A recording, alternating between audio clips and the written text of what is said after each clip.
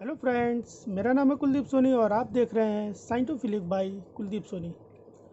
Friends, आज मैं आप लोग के सामने लेकर के आया हूँ थर्मोडायनेमिक्स एंड बायोएनर्जेटिक्स का पार्ट 2। और इस वीडियो में हम लोग डिस्कस करेंगे गिब्स फ्री एनर्जी के कॉन्सेप्ट के बारे में। इसके बाद इससे रिलेटेड तीन चार न्यूमेरिकल्स को भी हम लोग सॉल्व करके इस टॉपिक को अच्छे से पक्का कर लेंगे। तो इससे प्रीवियस वीडियो में, दैट इज़ वीडियो नंबर 31 में, हम लोगों ने ऑलरेडी थर्मोडायनेमिक्स एंड बायोएनर्जेटिक्स का पार्ट 1 डिस्कस किया, जिसमें हम लोगों ने बहुत सारे कॉन्सेप्ट्स को क्लियर किया था। उन कॉन्सेप्ट्स को क्लियर करते करते फिर हम लोगों के पास एक प्रॉब्लम आ गई थी स्पॉन्टेनिटी की, कि कौन सी प्रोसेस स्पॉन्टेनियस होगी और कौन सी प्रोसेस नॉन स्पॉन्टेनियस होगी।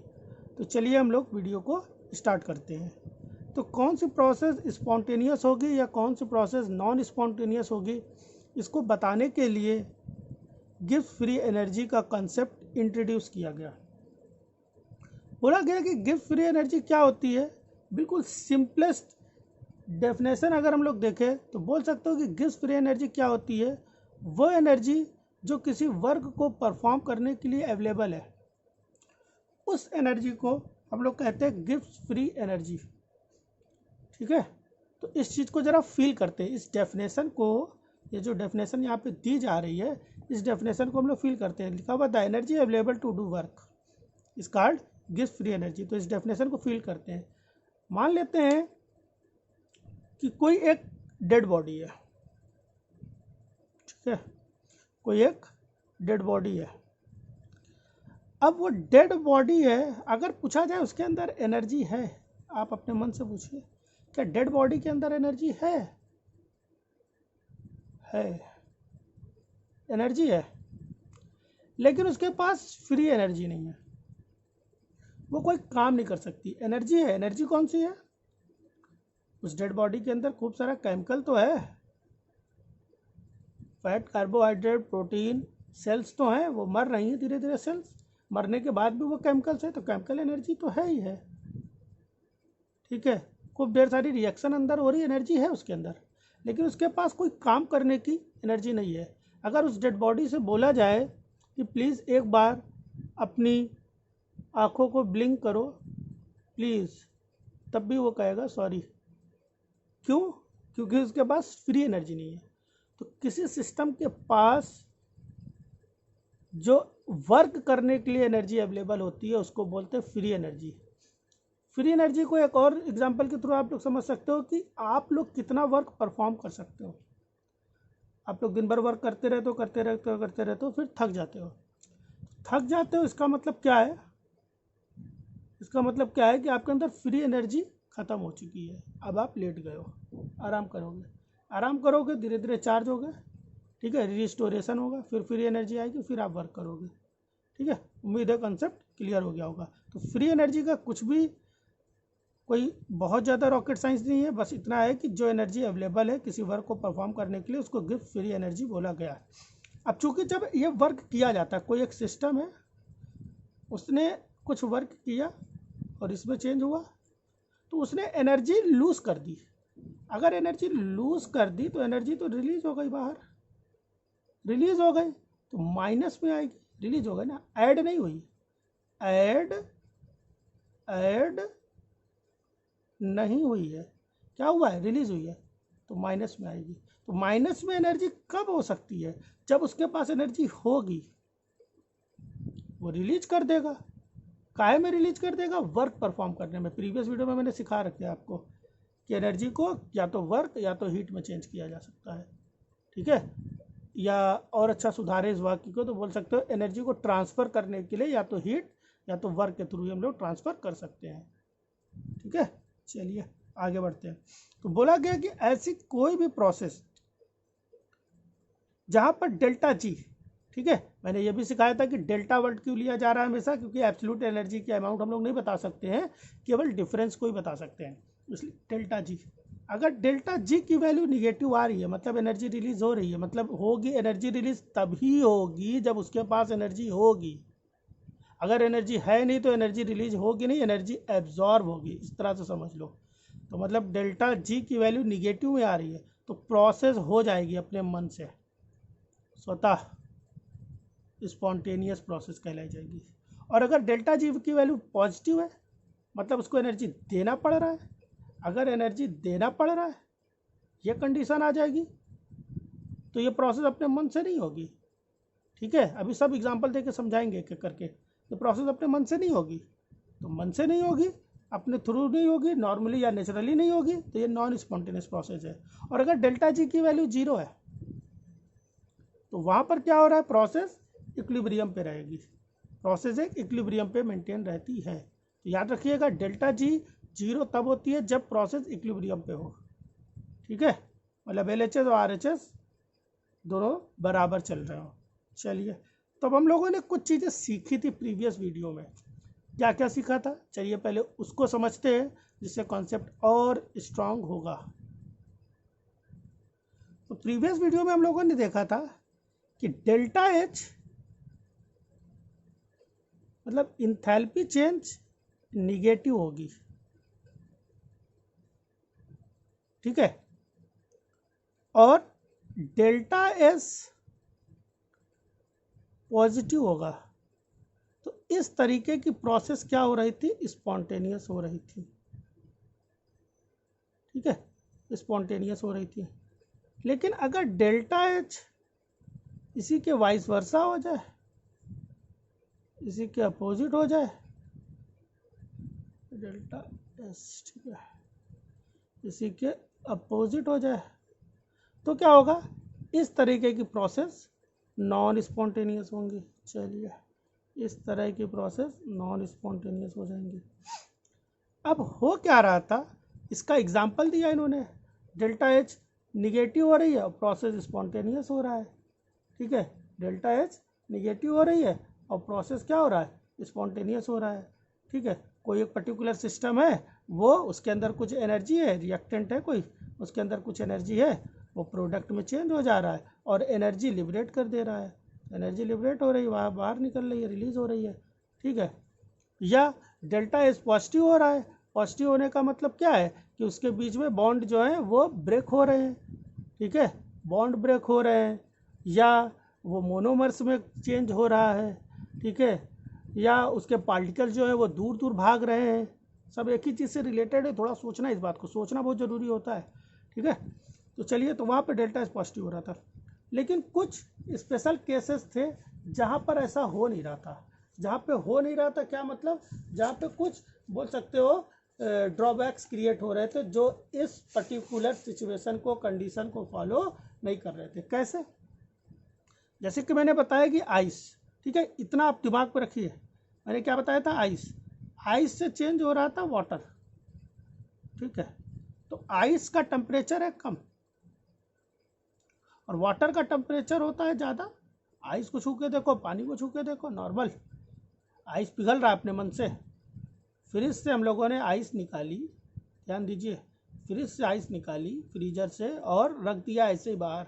धीरे धीरे वो पिघलेगा, पिघलेगा तो वो वाटर में चेंज हो जाएगा। ये प्रोसेस अपने मन से होगी। तो ये प्रोसेस तो स्पॉन्टेनियस है भैया, क्योंकि इसमें हमको बाहर से कुछ नहीं करना पड़ रहा, अपने मन से हो रही है। अच्छा, बाहर से अपने मन से, और इसका मतलब क्या है, मान लेते हैं फ्रिज के हमने अंदर वाटर रखा और हम चाह रहे वो आइस बन जाए। सोचो, एक कंडीशन ये सोचो, वाटर से क्या बन जाए, आइस बन जाए, और हम बाहर से फ्रिज को करंट ही ना दें, स्विच ना ऑन करें, 10 दिन बाद आइस मिलेगी, नहीं मिलेगी। तो इसका मतलब क्या है, अपने मन से आइस नहीं बनी। तो ये प्रोसेस क्या हो रही थी, नॉन स्पॉन्टेनियस। इसको बाहर से एनर्जी देनी पड़ रही है, लेकिन यहाँ पे एनर्जी कुछ नहीं देनी पड़ रही है इस केस में, तो ये नॉर्मली हो जा रही है। तो इस केस में देखा गया कि ये प्रोसेस स्पॉन्टेनियस है, लेकिन इसका टेम्परेचर जो है, इसका टेम्परेचर बढ़ा। अच्छा, टेम्परेचर कब बढ़ सकता है आप बताइए, जब उसने हीट एब्जॉर्ब किया होगा। हीट एब्जॉर्ब करेगा भैया तभी तो टेम्परेचर बढ़ा होगा। तो हीट एब्जॉर्ब करके टेम्परेचर बढ़ा उसका। इससे क्या पता चला कि यहाँ पर हीट एब्जॉर्ब हो रही, तो एब्जॉर्ब हो रही तो पॉजिटिव हो रहा है, तो इस केस में डेल्टा एच पॉजिटिव आया। लेकिन प्रोसेस फिर भी स्पॉन्टेनियस है। मतलब ये जो बताई गई थी बात, ये एक रूल नहीं बन पाई, ये एक स्टेटमेंट बस रह गई और एक कन्फ्यूजन क्रिएट कर दी लोगों के मन में। दूसरी बात क्या है, दूसरी चीज़ हमने आपको एक और एग्जांपल दिया था कि वाटर जो है, ठीक है, वाटर जो है वो चेंज हो रहा था आइस में। कहाँ पे, कहाँ पे, लद्दाख में, पोल पे, पोल पे चेंज हो रहा है। पानी निकाला और अपने मन से आइस बन जाता है, वो तुरंत वहाँ पे बहुत तेज़ी से आइस बन जाएगा। तो वहाँ पे हो क्या रहा है, पोलर रीजन पे चले गए, ठीक है, अंटार्कटिका में टहल रहे हैं, मॉर्निंग वॉक पे टहलते टहलते अंटार्कटिका पहुँच गए, तो वहाँ पे पानी निकाला पीने के लिए, वो हवा में ऊपर से पानी पी रहे थे, सब बर्फ़ बाहर आ रही थी अपने मन से। वहाँ पे फ्रिज की ज़रूरत नहीं थी, वहाँ पे इलेक्ट्रिक करंट देने की ज़रूरत नहीं थी, वो अपने मन से हो रही थी प्रोसेस। तो ये हुआ तो अपने मन से, तो इतना तो क्लियर है कि ये प्रोसेस तो है स्पॉन्टेनियस भाई, ठीक है, ये प्रोसेस है स्पॉन्टेनियस, ठीक है। लेकिन यहाँ पर अगर देखा जाए तो वाटर से आइस बन रहा है, वाटर से आइस बन रहा है, ठीक है। वाटर का टेम्परेचर ज़्यादा होता है कम, वाटर का ज़्यादा होता है, और आइस का टेम्परेचर क्या होता है, कम। तो इसका मतलब यहाँ पे दो चीज़ें लगा के देख लेते हैं एक साथ, स्पॉन्टेनिटी को भी क्लियर कर लेते हैं इसी में ही, ज़्यादा आगे ना बताएं बात को, ठीक है। तो इसका मतलब इसने क्या किया होगा, टेम्परेचर ज़्यादा से कम हुआ, मतलब टेम्परेचर निकाला, तो टेम्परेचर या बोल सकते हो हीट तो रिलीज हुई है, तो मतलब ये डेल्टा एच जो है वो तो माइनस में आया भाई। इस केस में डेल्टा एच तो यहाँ पे लिख दे रहे हैं माइनस में आई है, कोई समस्या नहीं। लेकिन ज़रा डेल्टा एस के बारे में पता करो, टेम्परेचर घटने पे डेल्टा एस जो होती है वो क्या होती है, डेल्टा एस जो होती है वो घटती है। जैसे जैसे टेम्परेचर घटेगा तो डेल्टा एस भी क्या होगा, घट जाएगा। तो डेल्टा एस घट गया भैया। अब ये वाली कंडीशन तो ये फॉलो कर रहा है, हमने कंडीशन क्रिएट कर रखी है, हमने कंडीशन ये क्रिएट रखी है कि डेल्टा एच निगेटिव होना चाहिए, तो भैया ये वाली तो बात बन गई। लेकिन डेल्टा एस जो है पॉजिटिव होनी चाहिए, ये बात नहीं बनी। तो ये तो बात नहीं बनी, लेकिन प्रोसेस स्पॉन्टेनियस हो रही है। तो इससे पता क्या चला, इससे पता चला कि ये बात से बात बन नहीं पा रही है, इन बातों से बात बन नहीं पा रही है, ठीक है, ये हर कहीं फॉलो हो नहीं पा रहे। तो हर कहीं फॉलो हो रूल, इसके लिए रूल एक बनाया गया कि वो प्रोसेस जिसमें delta H delta G negative हो, और सारी प्रोसेस स्पॉन्टेनियस होंगी। तो ये वाली प्रोसेस कब स्पॉन्टेनियस होंगी, किस कंडीशन में स्पॉन्टेनियस हो गई, स्पॉन्टेनियस तो है उसमें कोई डाउट नहीं है, लेकिन किस कंडीशन में हो गई, तो इसको भी उन्होंने समझाया। तो चलिए अब इसको आगे समझते हैं हम लोग। तो इसको समझने के लिए एक फार्मूला डराइव हुआ कि delta G is equal to delta H minus T delta S. अब देखो ये फार्मूला कहाँ से आया, क्या हुआ, वो हम लोग को नहीं जानना है, ठीक है, वो हम लोग को डेरिवेशन नहीं जानना है, ठीक है, क्योंकि जानने के लिए बहुत कुछ है कि जान चली जाती है, जानते जानते ही जान चली जा रही, इतना लंबा सिलेबस है, ठीक है। तो डेरिवेशन नहीं जानना है, फार्मूला याद रखिएगा एकदम अच्छे से। ये देखिए येलो सर्किल दिया गया यहाँ पे, ठीक है, तो इसको याद रखिएगा भैया। तो डेल्टा एच को डेल्टा, ठीक है। तो बोला क्या जा रहा है यहाँ पर, बोला ये जा रहा है कि जब डेल्टा एच की वैल्यू क्या हो जाए, पॉजिटिव में आ जाए, ठीक है, सॉरी निगेटिव में आ जाए, और डेल्टा एस की वैल्यू पॉजिटिव में आ जाए, तब डेल्टा जी की वैल्यू निगेटिव होएगी, होएगी भैया, आराम से होगी, ठीक है, निगेटिव माइनस ये हो गया, ठीक है, टेम्परेचर तो माइनस प्लस माइनस में आ जाएगा आंसर, कोई दिक्कत नहीं है। लेकिन जब दोनों माइनस में हो, दोनों माइनस में हो, ठीक है, ये आपको इतना ड्रामा याद भी नहीं रखना है, ये निगेटिव होना चाहिए, ये पॉजिटिव होना चाहिए, ठीक है। स्पॉन्टेनिटी का एक करेक्टर मैंने बता दिया, स्पॉन्टेनिटी के लिए इससे डायरेक्ट क्वेश्चन आते हैं, क्या होना चाहिए, डेल्टा एस और डेल्टा एच दोनों लिखते चलते हैं। पहली कंडीशन आई कि जब डेल्टा एस पॉजिटिव हो, डेल्टा एच निगेटिव हो, तो स्पॉन्टेनियस होगा। लेकिन अगर डेल्टा एस निगेटिव हो और डेल्टा एच भी निगेटिव हो, तो उस केस में क्या होगा, तो उस केस में बताया गया उस केस में बताया गया कि उस केस में जो टेम्परेचर है वो जो टेम्परेचर है वो क्या होना चाहिए, वो delta H upon delta S के रेशियो से कम होना चाहिए, delta H upon delta S के रेशियो से कम होना चाहिए। और इस बात को अगर आप सोचेंगे ना तो आप समझ भी जाएंगे इसमें कैसे बताया जा रहा है। डेल्टा एच का रेशियो, डेल्टा एस का ratio, delta H upon S का रेशियो जो आ रहा है उससे कम होना चाहिए टेम्परेचर। कब? माइनस में। तो माइनस के केस में ये होना चाहिए। लेकिन अगर दोनों, अगर कम आएगा तभी प्रोसेस स्पॉन्टेनियस होगी, और अगर ज़्यादा आएगा तो प्रोसेस स्पॉन्टेनियस नहीं होगी। लेकिन अगर डेल्टा एस पॉजिटिव हो जाए और डेल्टा एच भी पॉजिटिव हो जाए तो इस केस में ज़रा ध्यान दो भैया।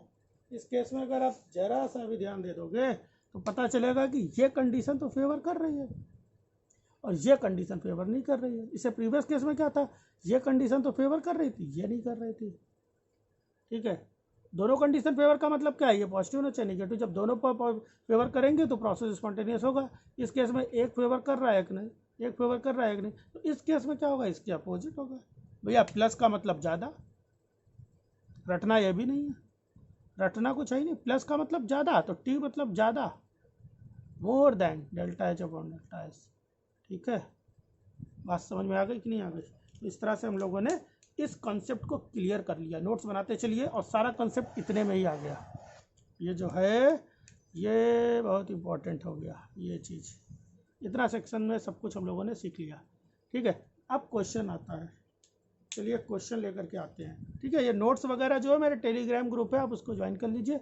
वहाँ पे फ्री में सारे नोट्स, मेरे खुद के बने हुए नोट्स प्लस बुक्स जो इससे रिलेवेंट है वो सब फ्री में अवेलेबल है। वहाँ से आप लोग डाउनलोड करिए, जम करके पढ़ाई करिए और खूब मेहनत करिए, लोगों को शेयर करिए, लाइक कर दीजिए भैया। व्यू 80 होते हैं, लाइक 20 आते हैं, क्या मतलब है इसका? ठीक है, तो ध्यान दीजिए। क्वेश्चन बड़ा अच्छा सा हम चुरा के लेके आए हैं। क्वेश्चन क्या है, determine when protein folding spontaneous and non spontaneous. पूछ रहा है कि कब प्रोटीन की फोल्डिंग स्पॉन्टेनियस होगी और कब प्रोटीन की फोल्डिंग नॉन स्पॉन्टेनियस होगी। ठीक है, at which temperature the process obtain their equilibrium, और किस टेम्परेचर पे प्रोसेस अपने इक्विलिब्रियम को प्राप्त कर जाएगी। तो चला देखते हैं इस क्वेश्चन को। तो क्या बताया क्वेश्चन में कि डेल्टा एच जो है, ठीक है, बहुत आसान है, बहुत तेजी सॉल्व होना चाहिए। -6500 भैया, यहाँ पे तो कबूल है, लेकिन डेल्टा एस जो है वो -20, ये माइनस में आ गई तो ये कबूल नहीं है। तो यहाँ पे टेम्परेचर कितना है, टेम्परेचर है 320। चलिए देखते हैं ये प्रोसेस स्पॉन्टेनियस होगी कि नॉन स्पॉन्टेनियस। तो delta H upon delta S का ही रेशियो देखना था ना भैया। तो delta H -6500 upon delta S -20। ये देखिए नज़ारा, देखिए भैया नज़ारा क्या है। यहाँ पे होना चाहिए, क्या चाहिए था, टेम्परेचर जो है वो less than delta H upon delta S. यहाँ पे बहुत सारा कॉन्सेप्ट क्लियर होने वाला है, अरे बड़ा मज़ा आने वाला है भैया। चलिए देखते हैं। तो 2 3 2, ठीक है, 5, 325 आंसर। इसका रेशियो आ रहा है 325 आ रहा है, और टेम्परेचर एक्चुअल में 320 है। कम है ज़्यादा है, प्रोसेस कैसी हो जाएगी, स्पॉन्टेनियस। क्या होना चाहिए, टेम्परेचर कम होना चाहिए था। ठीक है, टेम्परेचर क्या है, temperature should be less than delta H upon delta S. Temperature should be less than delta H upon delta S. ठीक है, सॉरी थोड़ा सा कन्फ्यूजन थी। क्या कन्फ्यूजन थी कि टेम्परेचर 320 है और रेशियो क्या आ रहा है 325, तो ये लेस है, सही तो है। तो प्रोसेस कैसी हो जाएगी, स्पॉन्टेनियस हो जाएगी। ठीक है, चलिए दूसरा केस क्या दिया जा रहा है। दूसरे केस में दिया जा रहा है टेम्परेचर 330। अब टेम्परेचर क्या हो रहा है, 330 हो रहा है, और रेशियो कितना आ रहा है, रेशियो नहीं चेंज हो रहा, 325। तो अब टेम्परेचर क्या हो रहा है, टेम्परेचर, ठीक है, टेम्परेचर कितना आ रहा है, टेम्परेचर हो गया आपका 330, तो temperature is greater than delta H upon delta S, और वो भी कब, जब दोनों निगेटिव हों। तो ऐसा नहीं होना चाहिए, टेम्परेचर ग्रेटर नहीं आना चाहिए। तो ये प्रोसेस कैसी हो जाएगी, दूसरे केस में प्रोसेस कैसी हो जाएगी, नॉन स्पॉन्टेनियस हो जाएगी, नॉन स्पॉन्टेनियस। अब इससे आपको क्या पता चला, इससे आपको ये भी पता चला कि देखो टेम्परेचर बढ़ा दिया तो जो प्रोटीन की फोल्डिंग है वो अब नॉन स्पॉन्टेनियस होने लगी। मतलब प्रोटीन की फोल्डिंग जो है वो टेम्परेचर पे भी डिपेंड करती है। तो पहला पार्ट हो गया कंप्लीट। दूसरा पार्ट क्या कह रहा है, at which temperature the process obtain their equilibrium. इस तरह से क्वेश्चन आ जाए कि प्रोसेस इक्विलिब्रियम पे आ जाए। ये तो मैंने अलग से तो नहीं बताया, तो अलग से नहीं बताया तो आप खुद ही सोच लो क्या हो जाए, टेम्परेचर कम हो ज़्यादा हो, नहीं इक्वल हो जाए। तो temperature delta H upon delta S के अगर इक्वल आ जाएगी, temperature delta H upon delta S के रेशियो से इक्वल आ जाएगी, तो क्या हो जाएगा, प्रोसेस इक्विलिब्रियम पे होगी। तो टेम्परेचर कितने टेम्परेचर पे होगा, 325, ठीक है, 325 degree Celsius, sorry 325 kelvin, kelvin की बात हो रही है, केल्विन टेम्परेचर पे ये प्रोसेस इक्विलिब्रियम पे आ जाएगी। अब इसी क्वेश्चन को मॉडिफाई करते हैं, वो लोग पूछते हैं कि वो मिनिमम टेम्परेचर बताओ या वो मैक्सिमम टेम्परेचर बताओ, ऐसे पूछेंगे। वो मैक्सिमम टेम्परेचर बताइए जिस पे ये प्रोसेस स्पॉन्टेनियस बनी रहेगी, वो मिनिमम टेम्परेचर बताइए जिस पे प्रोसेस नॉन स्पॉन्टेनियस हो जाएगी।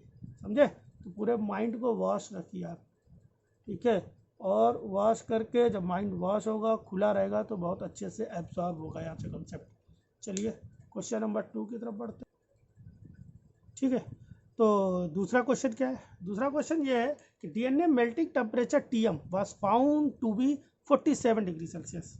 डीएनए का जो टीएम है, टीएम आपको पता है, उम्मीद है आपको पता होगा टीएम कितना है, 47 डिग्री सेल्सियस है,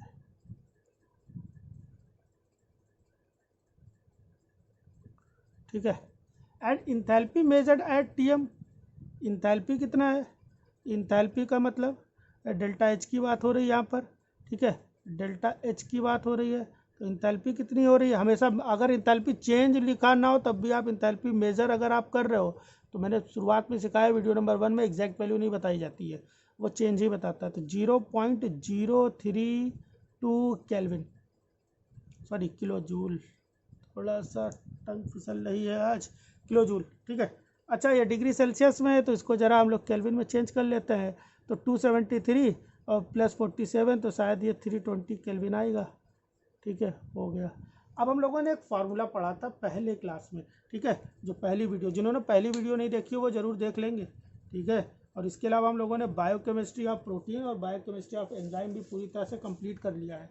लगभग 13 से 14 क्वेश्चन अभी डीबीटी एग्ज़ाम हुआ है, उन्हीं वीडियो से आए हैं। मतलब लगभग 24 वीडियो मेरी हैं, जो आप बोल सकते हो कि जहाँ पर हमने केवल बायोकेमिस्ट्री पढ़ाई है।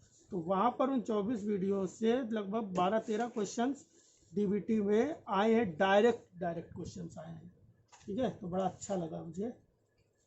चलिए, तो एक फार्मूला हम लोगों ने पढ़ा था कि डेल्टा एस, यहाँ पे पूछा क्या जा रहा है, इंट्रोपी चेंज। तो इंट्रोपी चेंज का फार्मूला है, फार्मूला की जगह पे लिख लीजिए, delta S equal to delta H upon T. अच्छा यहाँ पे एक बात ध्यान रखिए, इंट्रोपी चेंज पूछ रहा है, चेंज का मतलब यहाँ पे इंट्रोपी कब चेंज होती है, जब स्टेट चेंज होती है। इंट्रोपी चेंज होने पे जनरली स्टेट चेंज हो जाती है। अब टीएम है, टीएम का मतलब क्या होता है, जब 50% डीएनए मेल्ट कर जाए, या डीएनए में एक और अच्छे से इसको अगर फील करें तो डीएनए में हाइड्रोजन बॉन्ड बन रहे हों और टूट रहे हों, मतलब बनने की और टूटने की इक्विलिब्रियम मेंटेन हो जाए, बन भी रहे टूट भी रहे, बन भी रहे टूट भी रहे, बन भी रहे टूट भी रहे। उससे ऊपर जाओगे तो बॉन्ड टूटना शुरू हो जाएंगे, और उससे नीचे रहोगे तो बॉन्ड बनना शुरू हो जाएंगे। क्लियर, ठीक है। तो अगर उससे ऊपर जाओगे तो डीएनए मेल्ट करने लगेगा, नीचे आओगे तो डीएनए फिर से बाइंड करके डबल हेलिकल स्ट्रक्चर में चेंज होना शुरू हो जाएगा। तो यहाँ पे स्टेट बोल सकते हो ट्रांजिशनल स्टेट है, चेंज हो रहा है, तो इंट्रोपी भी चेंज होगी। तो इस समय delta H upon delta T क्या हो, डायरेक्ट सॉल्व करिए, 0.032, ठीक है, अपॉन 320। तो हम क्या करते थे भैया, हम जब हम सॉल्व करते थे तो ये सब पॉइंट हटा करके इसको पावर में चेंज कर देते थे। जिसको तेजी से करना है तो 0.032 है, 0.032 पॉइंट हटाया यहाँ से, यहाँ लाए तो -1, यहाँ लाए -2, यहाँ लाए तो -3 और एक और जीरो बढ़ा दिया तो 10⁻⁻⁴ कर दिया और एक जीरो बढ़ा दिया। आगे जीरो लगे होने का कोई मतलब नहीं, हटाओ ये सब बेवजह गंदगी फैलाए हैं। और नीचे 320 है, 320 गया, 1 × 10⁻⁻⁴ आया और 1 × 10⁻⁻ आया, जोड़ा मिल गया भैया, जोड़ा मिल गया, स्वाहा हो गई बात, क्वेश्चन स्वाहा हो गया। ठीक है, चलिए स्वाहा मतलब सॉल्व हो गया भैया। ठीक है, चलिए क्वेश्चन नंबर 2 की तरफ बढ़ते हैं हम लोग। ये क्वेश्चन क्या कह रहा है, glucose monomers are joint together, ठीक है, by glycosidic linkage to form a cellulose polymer, during this process changes in the free energy, total energy and entropy respectively are represented correctly by one of the following.